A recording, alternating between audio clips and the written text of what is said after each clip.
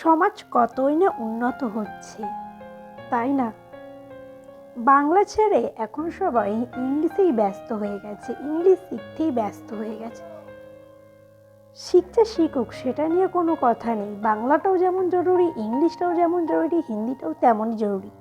কিন্তু নিজের ভাষাকে ভুলে গিয়ে যখন ইংলিশে মন দেয়, ইংলিশে ধ্যান দেয়, বাংলা ভাষাকে ভুলে গিয়ে যখন ইংলিশে কথা বলতে শুরু করে আর সেখানে বাংলাটাই ভুলে যায়, বাংলাকে পুরো মাটির তলায় ফেলে দেয়, সেইখানেই তো লজ্জাটা লাগে।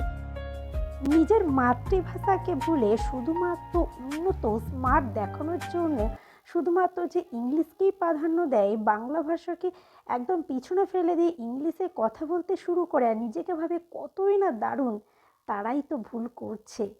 বাংলাকেও মনে রাখো, ইংলিশ শিখতে শেখো, কিন্তু নিজের মাতৃভাষাকে মনে রাখো।